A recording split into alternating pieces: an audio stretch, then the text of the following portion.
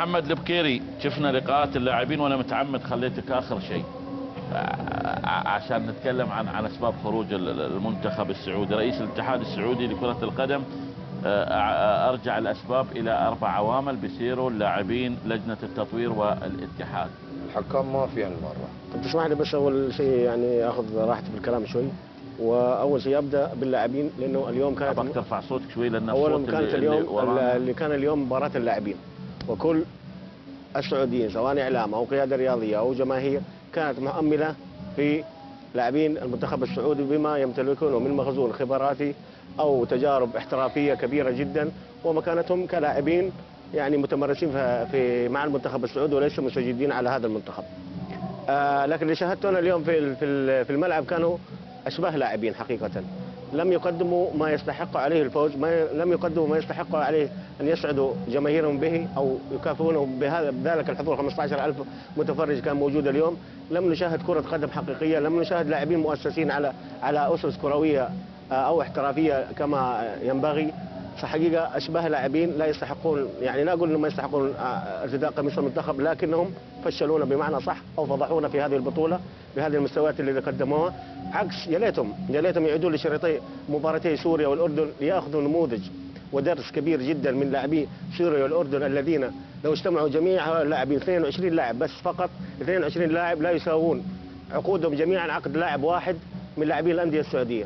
يعني اقل لاعب في المنتخب السعودي من 10 الى 15 مليون ريال ياخذ، الا في بعضهم 22 مليون الان بعد الغاء الماده 18 ارتفعت سقوف العقود الاحترافيه، ومع ذلك قدموا ما يستحقون لبلادهم وكافحوا من اجل الفوز وقاتلوا من اجله لاسعاد جمال. حتى المنتخب السوري اليوم حتى في ظل خسارته لكن كان منتخب مشرف وظاهر بهذا الشكل. لو كان المنتخب السعودي ولاعبين المنتخب السعودي قدموا هذه الروح القتاليه وهذه المستويات المميزه والبحث عن الفوز، لكن في كلا مباراه لم يبحثوا عن الفوز، حتى في ظل تقدم المنتخب الاردني ولا المنتخب السوري ما كان في اي بحث عن الفوز ابدا نهائيا. منتخب يعني حقيقه فضيحه، منتخب فاشل، ولاعيبه يعني منتفخين بالغرور. يعني اكثر لاعب لاحظنا عبد العطيف قبل يومين يتكلم عن الانتقادات وما انتقادات، هو من لم يقدم شيء هو وغيره من اللاعبين. انا ما بدخل في اشياء فنيه كثيره في المنتخب السعودي، لكن الشق اكبر من الرقعه حقيقه، ويعني لاعبين تشبعوا، واعتقد ان الاحتراف المالي عندنا. تشبعوا بشو؟ لاعب لما يجي لاعب في عمره 22 سنه و24 سنه وفي رصيده 25 مليون ريال، 22 مليون ريال، 20 مليون، ايش الطموح اللي عنده؟ اللي موجود الان اصبح في الاحتراف السعودي هو احتراف مالي، ما هو احتراف كروي حقيقي، ما في طموح. ايش اللي افراز المنتخب الاردني او المنتخب السوري؟ انه عندهم طموح انه يحاول الواحد يحسن وضعه. حتى ليش يتطور؟ يذهب لاعبين شمال افريقيا، لعيبه شمال افريقيا او في مصر او في شيء يذهبون الى الخارج، لماذا؟ لانه يحاول يحسن وضعه المادي. هنا لاعب جالس هنا بين اهله وبين ناسه ومتوفر له الماده اللي لم تتوفر لاي لاعب عربي بهذه السهوله، ومع ذلك ما يستطيع ان يقدم اي حاجه. منتخب من 2006 من تاهلنا لكاس العالم الى اليوم ومن قبلها ما حققنا اي حاجه للمنتخبات. لعيبه يا حبيبي منتفخين فقط ومغرورين ولا يشوفوا الا نفسهم ولا لم يستطيعوا ان يشرفوا بلدهم اليوم، وخذلونا وخذلوا جميع جماهير السعوديه اللي كانت خلفهم سواء في الملعب او خلف الشاشات. لكن لو رجعنا لاساس المشكله، الكره السعوديه هي في الراس حقيقه، هي مشكله الكره السعوديه في راس الكره السعوديه اللي هي اتحاد كره القدم السعودي. واحنا نتمنى انه ما نكون يعني اليوم نسكت وبكره نسكت، لان اللي بيسكت اليوم يسكت بكره حيتكلم اللي في اخر الصف. فنتمنى ان احنا نبدا في الكلام من الان عن مشكلاتنا وعن حقيقه الخلل الموجود عندنا الان قبل ان يعني يصبح الوضع صعب جدا معالجته، ان لم يكن هو الان اصلا صعب في الكره السعوديه، لانه الجميع بات يعلم ان الكره السعوديه مدهوره، يمكن الا اللي في السعوديه ما هم مشاعرين بهذا التدهور الخطير جدا وليس تراجع او اهتزاز في الكره السعوديه، بدليل انه الجميع من حولنا بدا يتطور كثير، تغيرات كبيره في الافكار، في الخطط، في المنشات، في المنافسات، في المسابقات. هذه كل اشياء تطورت الا في الا في الكره السعوديه. حقيقه هنا الخلل كبير جدا موجود في الاتحاد السعودي لكره القدم، واتمنى انهم هم يتقبلوا النصيحه بصدر رحب، لانه التغيير لابد منه في الكره السعوديه، التطوير لابد منه في الكره السعوديه. زي ما قال ابو حمد. تغيير تقصد؟ تغيير حتى في اتحاد كرة القدم، حتى في تطوير اللجان، في الافكار اللي موجوده، في الدماء اللي موجوده. الان زي ما قال ابو حمود هو كلامه صحيح، هذا الرجل عن بعد بيتكلم انه في الكره السعوديه يرون نفسهم مثل الطاووس، الناس كبرت، هم ما زالوا يعتقدوا انهم كبار فيما هم يعني طاووس بلا ريش اصلا. يعني في حقيقه نحن قاعد نستند على تاريخ في الوقت اللي الناس قاعد تبني حاضر وتنظر للمستقبل.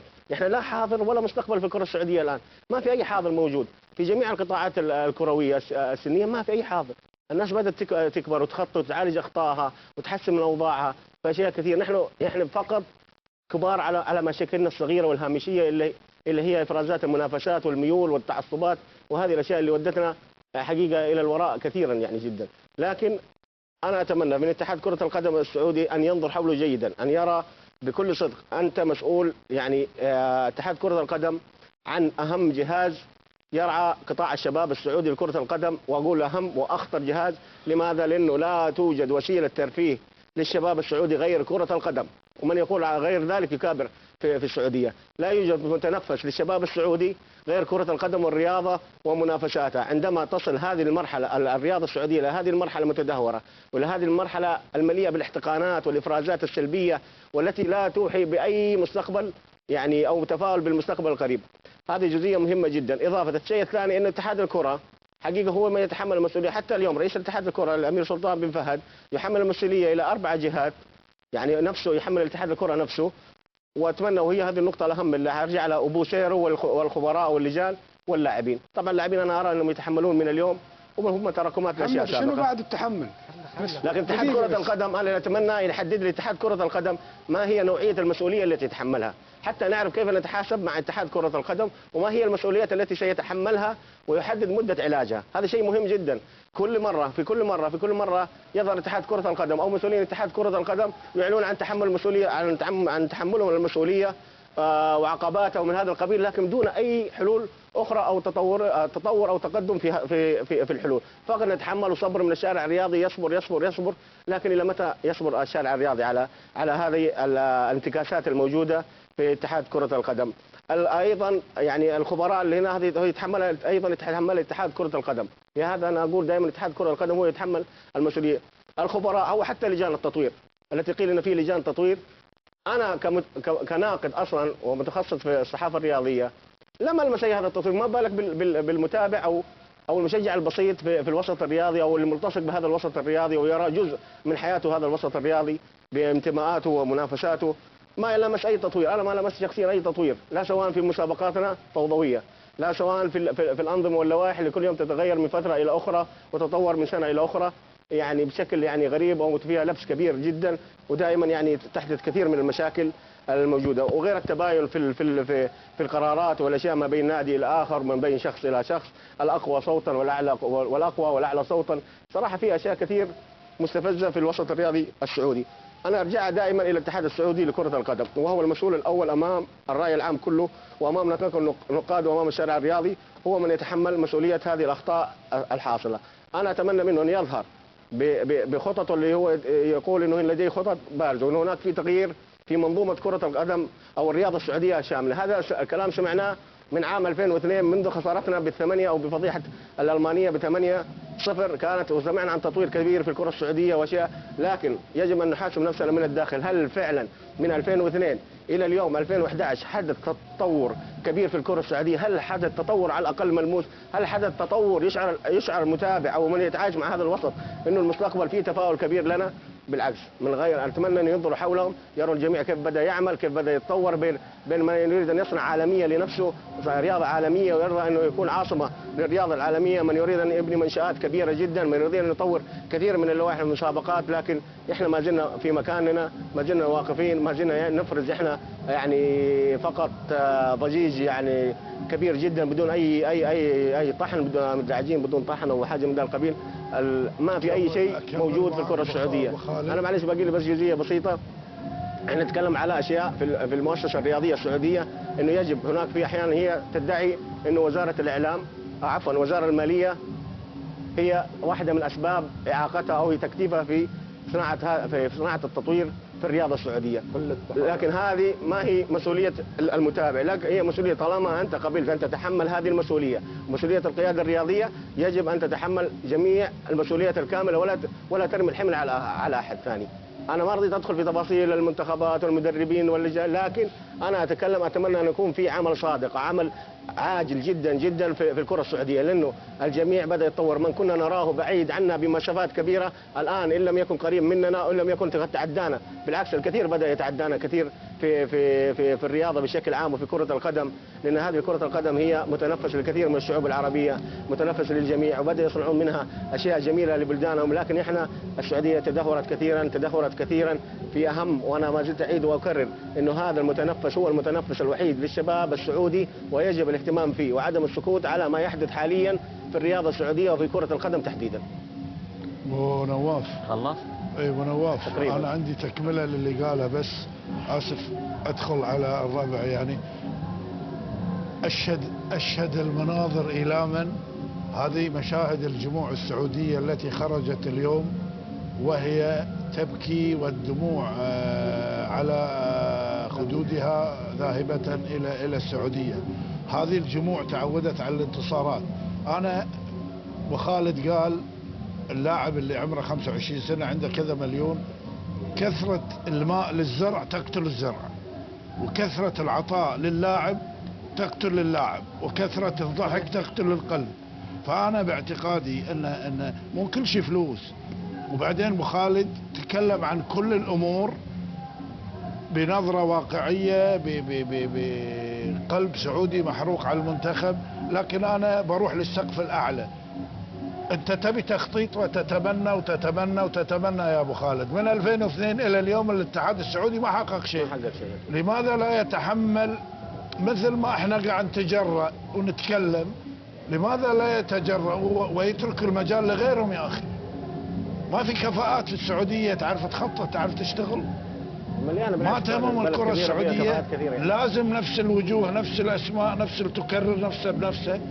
يا اخي الممثل المسرحي لما تشوفه كثير تمل منه، السيناريو لما الكاتب يكرره تمل منه. انا كصحفي كل يوم اكتبه مل من نفسي. فهم يكررون انفسهم. يجب ان تكون هناك كفاءات جديده، دماء جديده، مثل ما في كره القدم ينادون بدماء جديده.